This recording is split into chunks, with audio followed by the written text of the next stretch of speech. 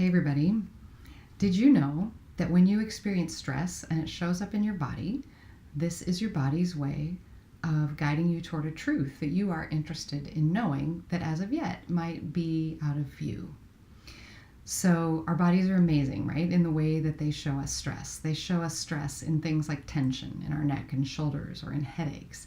They show us stress in tiredness and in things like acid reflux or ulcers. And they can even show us stress in diseases such as heart disease or high blood pressure. They are amazing communicators of information. But what also if our bodies are showing us our stress in our lives as a means of actually guiding us to a different way of relating with our very lives? And let me give you a few examples. So when I look at stress from the consciousness perspective, there are three things that cause stress. Now, we may think there are infinite number of things in our life that cause stress, whether it's our work or our children or our relationships or our health. These things cause us stress. But really, there are three things that cause us stress. One is our need to control things and our attachment to certain outcomes. So if things aren't going as we want and it's really upsetting to us, that causes us stress. But that is actually related to our need to control our lives. Second thing, judgment.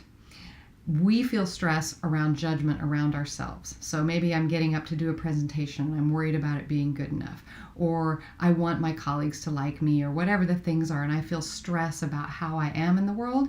It's because we're visiting a judgment on ourselves, or we're afraid of other people's judgment. So control, judgment, and the third one is resistance.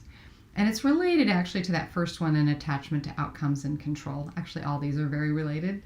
So resistance is, I don't want it this way, I want it that way. I have this big no to something. And when we resist something in our lives, it's painful. Resistance is always more painful than the thing itself. And all of these things, whether we're trying to control something, whether we're judging something, or we're resisting it, it shows up as stress in our body. But what if that's our body's way of guiding us to another option? And as you may have heard me say before, if we don't know we have an option, we don't have an option, do we? It doesn't exist for us. But within awakened awareness, a new way of being in relationship with your life, we can actually take the things that cause us stress and use them as the information that shows up in our bodies as a means of guiding us toward greater freedom, greater ease. Now, as you can see, just knowing that this is a possibility, like cognitively understanding this, is actually not enough. There are other steps to make it so that instead of control, judgment, and resistance, we choose peace, allowance, and freedom.